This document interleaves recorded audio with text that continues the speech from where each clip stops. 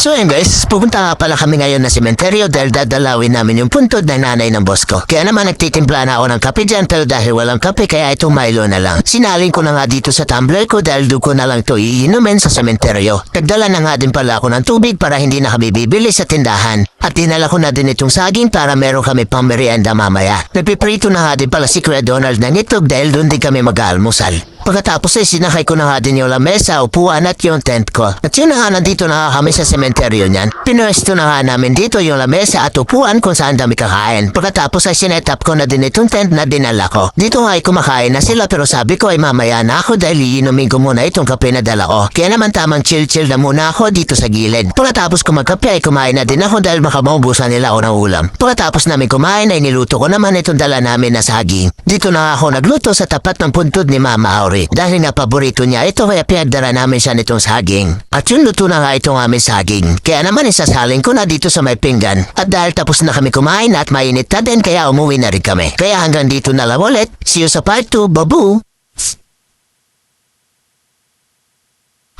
So yung part 2 na nga pala to nung pumunta kami sa puntod na nanay ng boss ko. Bali pa uwi na nga kami niya ng bahay. Pagka uwi nga ng bahay ay naligo lang ako dahil aalis na naman ako. Paparenyo ko nga pala niyan yung isa sa sasakyan ng boss ko. Kaya naman nilalabas ko muna ito rush dahil nakaharang ito sa sasakyan na gagamitin ko. Pagkatapos naman ay nilabas ko na itong sasakyan na kailangan ay parenyo. Number 8 na pala yung last number niyan kaya kailangan na talaga siya may parenyo bago matapos itong August. Yun na nga palabas na nga ako ng highway niyan. At dahil hindi na magkalayuan kung saan ako magpaparenyo kaya mabilis na din ako nakadating. Pagkakita ko nga ay sobrang haba ng pila. Inaalala ko nga dahil baka mabitin ako sa oras dahil magsusundo pa ako ng estudyante niyan maya-maya. Dito nga ay chinecheck na nila yung sasakyan. Nagkukwentuhan pa nga sila kuya, hindi ko lang alam kung ano yung pinag-uusapan nila. Pagkatapos marenyo yung sasakyan ay tumuloy agad ako sa eskwelahan kung saan ako magsusundo. Buti na nga lang at malapit lang yung pinagrenyohan ko at sa eskwelahan kung saan ako magsusundo. Dito nga ay kasama ko na si Rinrin yung sinundo ko. Pero ihahatid ko pa siya sa kumon dahil magkukumon pa daw siya.